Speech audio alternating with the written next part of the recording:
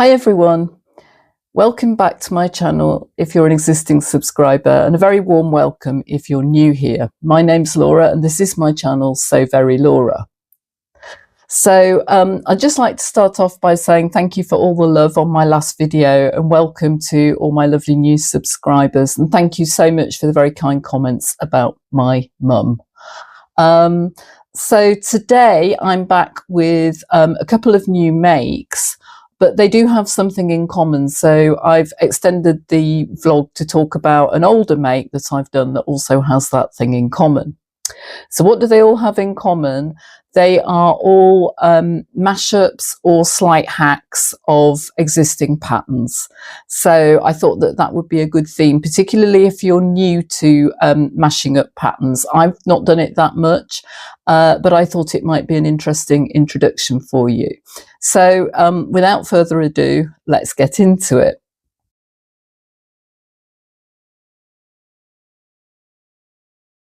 So the first of my makes is sitting on Olivia. For those of you who don't know, Olivia is my mannequin. And this is, if you've seen my channel for a while, you'll know that this has been a work in the offing for ages. And this is a mashup of two patterns. So the bodice is the McCalls M7575. And the sleeve is taken from this pattern, so it's actually this view here. So new look 6407. So the reason that I decided to do this is that when I made this pattern first, the what did I say? It was 7575, and I made this view but without the top pockets because I'm not a big fan of top pockets on my bust really.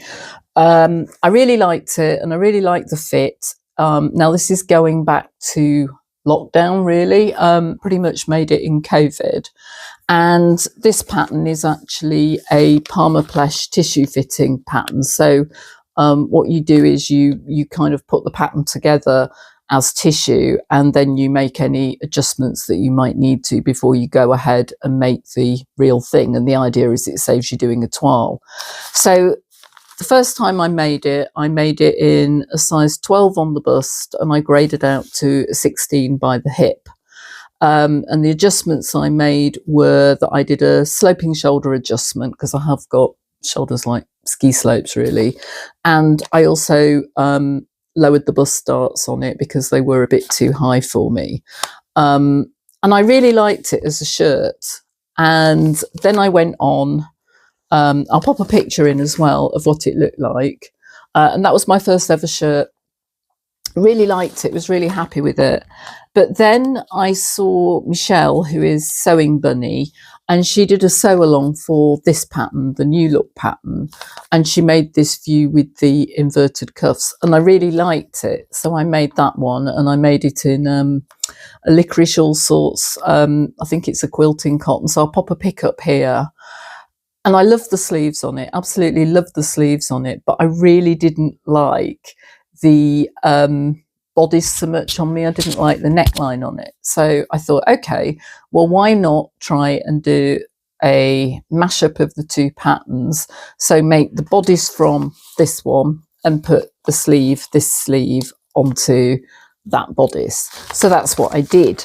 So here's the finished article.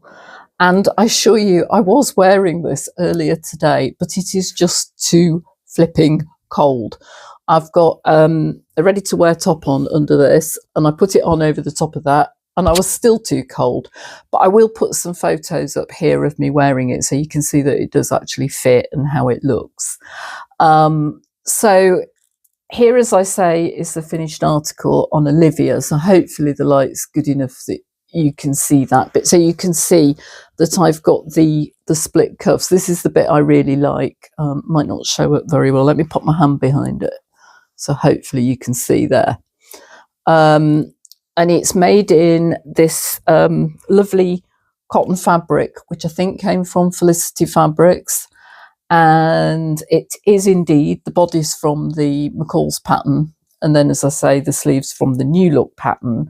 So what I did, if I just show you, is this is the original sleeve from the New Look pattern. So you can see it's quite short, and you can see from the pictures of me in the garments that the sleeves are actually not full length, they're kind of 3/4. So that's the New Look sleeve, and then the cuff, which they call a sleeve band, which is kind of unusual because it goes on with the narrow side facing the body. So that was what I wanted to get onto my pattern.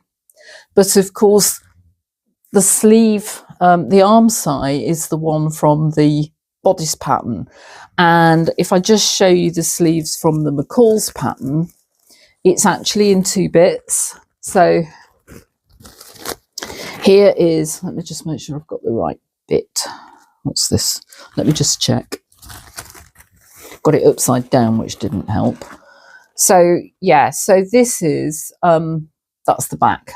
So let's ignore that.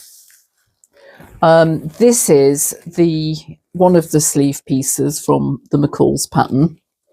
And then it joins on to this other piece here. Okay, so what I did in order to make the New Look pattern fit was I had to create a new pattern piece. So what I did was I temporarily stuck together the 2 bits of the McCalls sleeve so that I had the shape of the arm side, and then I traced out how that was going to look as a sleeve head.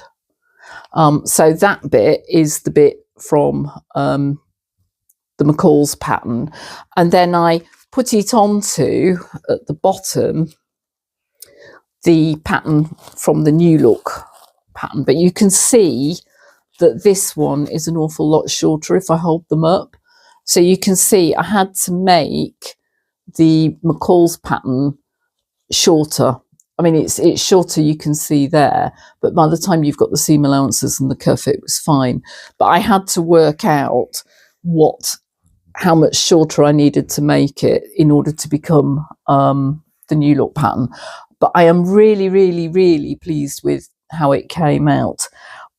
It's taken me ages to make it, and I cut it out about 3 years ago. So, and I've had it in my to make pile, and for various reasons just not got round to it. But I have to say, latterly, it's been because I've known that I've put weight on, and therefore I was really concerned that it wasn't going to fit me.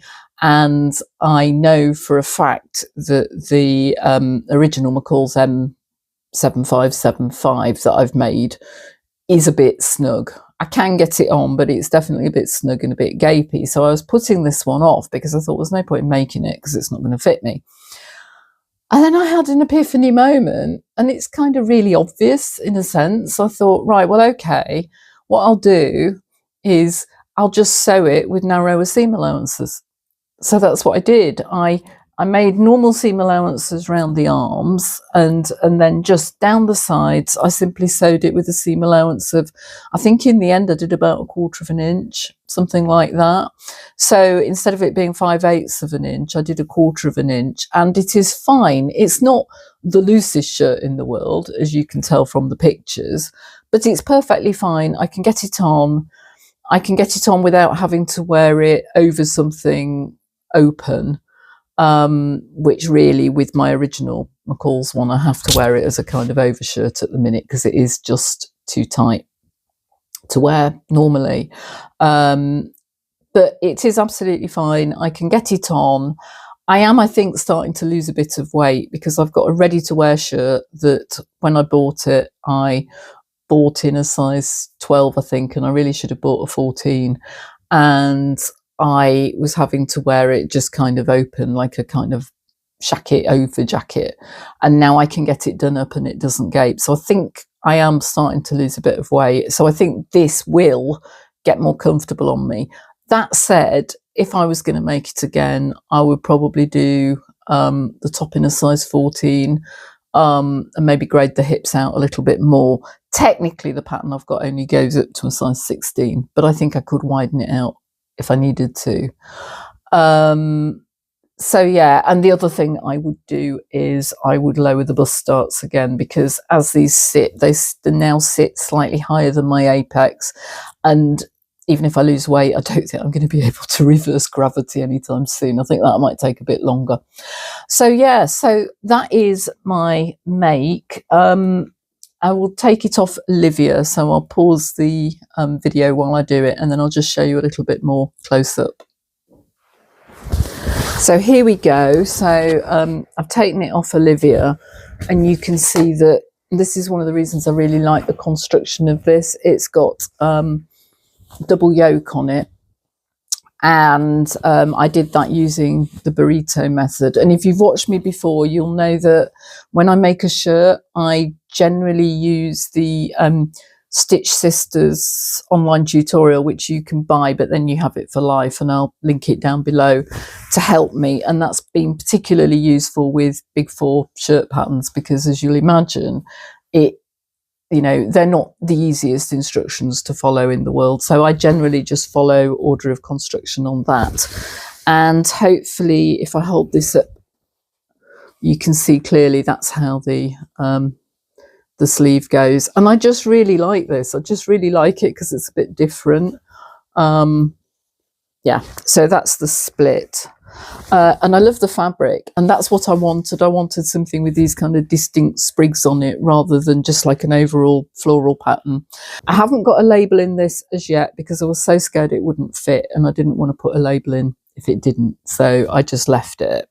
And the other thing I wanted to show you was the hem, because I had thought that I would make some bias binding because I've got a bit of this fabric left, but I didn't really have enough that I thought I would be able to make a sensible amount of bias binding, because I have now got I think it's the Singer bias binding machine, which I need to try. So my plan was to do that and film myself doing it, but I really don't think I was going to have enough. And I have got some of the Specky Seamstress bias binding that I could have put on the bottom.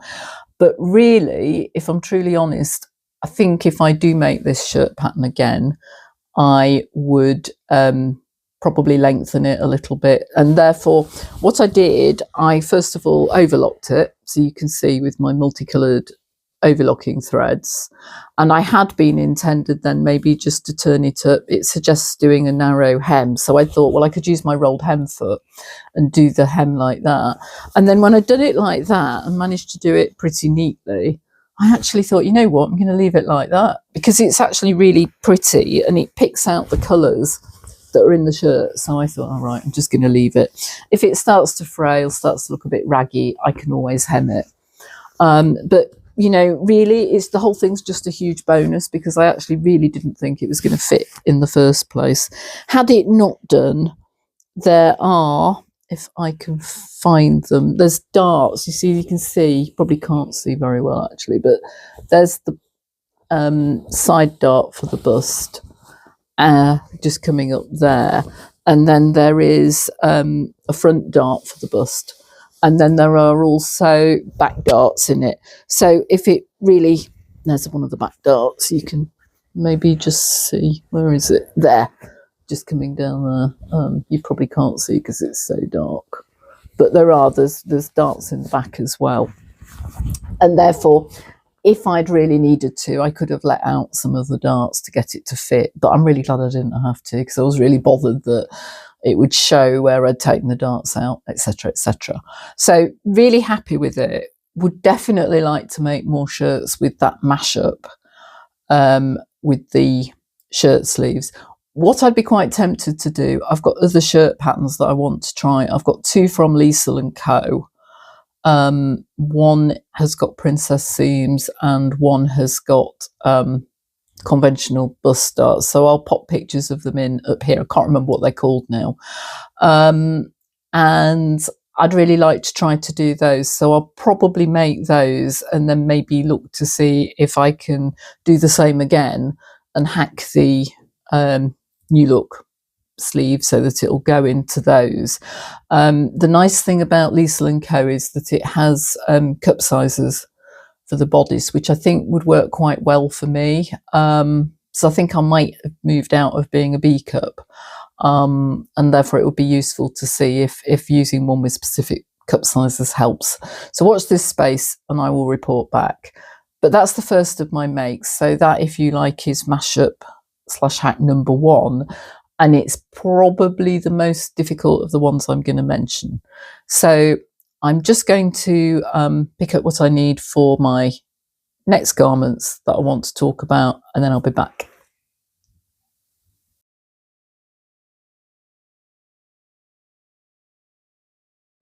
Right, I'm back, and you will see that Olivia has done a quick change. So Olivia is now wearing the top of the Tilly and the Buttons Juno pyjamas, and here are the bottoms. Olivia doesn't really do trousers, so I've just popped the top on Olivia so you can see what it looks like. And again, I've been very brave and I got my husband to take some photos of me in my PJs, which I'll pop in here so you can see what they look like on. So this is a pattern that I've made several times before. I made it originally for me, and then I made it for my aunt, but I think there was a bit of a mix-up over the measurements in terms of her PJ bottoms. In other words, I think she probably measured herself wrong, if I'm completely honest. And so I ended up with the bottoms from her set, the top fitted, and I made her some more pajama bottoms, which I'll come on to in a minute. But I decided that I wanted another pair because the pairs that I'd got were getting a bit worn out, and I really, because I go away quite a lot for work and stuff, I really wanted another set of warm PJs. So I bought this fabric from Sarah Simple Life Fabrics. I think she had a sale on at the time, but it's just this really lovely, probably better to show you on here, purple cotton jersey with these black squiggles on. So really, I love the purple anyway.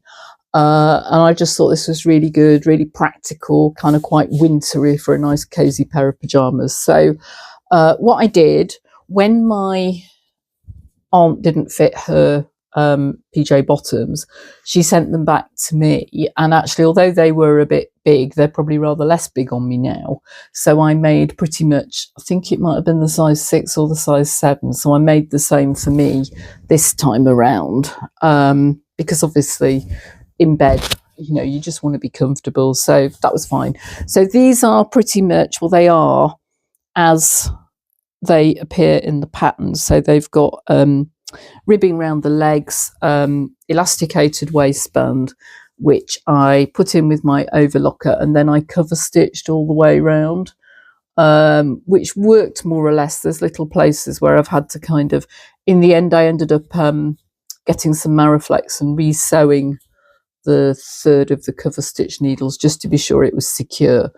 And because it's really hard to tell the front from the back on this pattern, I popped in a little label that just says handmade, and then it's just got the plain heart on the bottom. So that was the PJ bottoms. I should have said the Juno pyjamas, I got this free in something like Love to Sew magazine, but it's from the book Make It Simple, the Tilly book Make It Simple, which I do now own.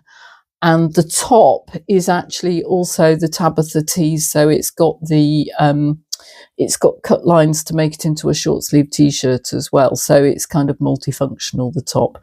But that's where the pattern comes from originally, so I'll link to Tilly's Make It Simple book down below. So you can probably see if you look at the top on Olivia, so this was, the first time I made it, I made a size 3 on the bust and I graded to about a 3.5 on the hip. But this time, because as I say, I've put a bit of weight on and I'm quite sort of pear-shaped anyway, I just kind of let this sort of grade out a bit further, just did it by eye when I cut it out. So it's probably ended up more like a sort of 4-ish on the hip.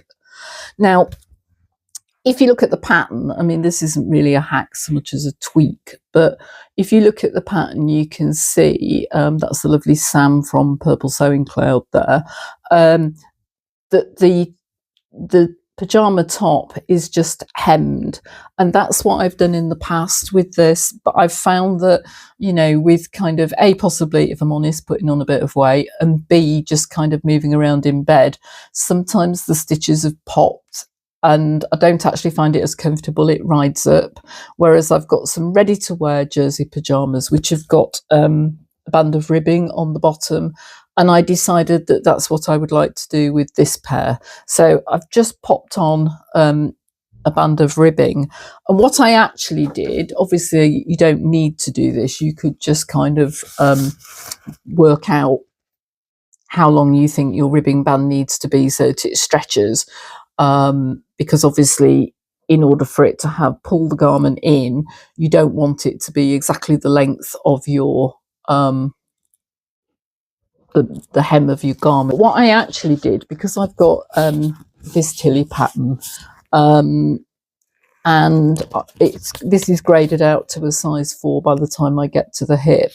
What I did was I checked the measurement of the actual garment against the paper pattern for Tilly, and it was pretty much the same size as this, because I'd actually probably really graded it out to about a 4, as I said.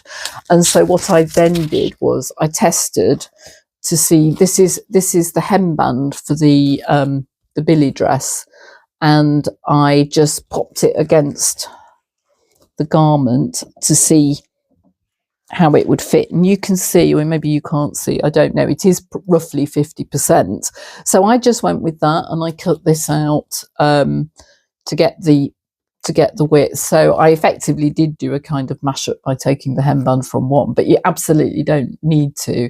I just did that because I think it's quite a nice width of hem, so I've got a nice broad band on there, and you can see from the photos that I've popped in that actually I think it sits really nicely, and I think it'll just be more comfortable, and I think it just kind of finishes it off a bit better, because you've got if you go back to the picture of Sam, you know, you've got ribbing on the cuffs and the ankles and round the neck, so to have it round the bottom I think kind of finishes it off and just makes it look a bit nicer. So that was what I did on the top, and as I say, on this pair of bottoms I just made them exactly as per the pattern. However, I did mention a minute ago that when I originally made these for my aunt, she struggled with the size of the pyjamas, the bottoms that I'd made her, and part of it was they were too small, so I needed to make them big around the waist and the hip. But the other thing was that she didn't like the elasticated waistband around her tummy. She found it too tight. So what I did for her was I did another mashup.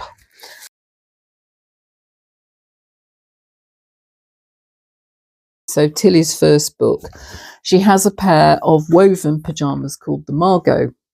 Is it the Margot pyjamas? I think it is. Margot pyjamas, yeah, you can see there. And you can see that they have got a waist tie. So on the line drawings, you can maybe see it better. And they're a little bit higher. So what I did was simply, once I'd decided what size was better based on her measurements that she gave me the second time around, because as I say, I'm sure she got it wrong the first time. And I wasn't there to measure her. We don't live near each other. What I did was to simply extend the waistband from the Junos. So I raised it up so that it was higher up, and that would leave enough room for her to have her, what's it called? You know, the section, the fold over section where the tie would go through. So they were a little bit higher waisted, and then she had a tie that she could adjust rather than having a kind of preset piece of elastic, and that worked perfectly for her, and she absolutely loved them second time around. So that's what I did. I just lengthened them off and amended them for the drawstring from the Margot. So that's it there we go, and that worked perfectly. So again, a bit of a mashup. And because I had another pyjama pattern, I just used that as a guide. But again, I think you could, you could just make it up. And although they were from a woven pattern, the Margot, I think because cotton jersey is a relatively stable fabric, it still worked. It worked fine. I mean, the worst that could have happened really would have been it was a bit too loose, but she could tighten it with the drawstring, and she didn't want it too tight anyway, so it worked really well. So that's a couple of suggestions for hacks, mashes, tweaks to the Juno pyjamas. But as I say, these are hot off my sewing table. So yeah, and I'm really pleased with them. So those are my two makes that are new, but I've got one more hack to show you. So Olivia is going to do another quick change, and then I'll talk to you about that back in a minute.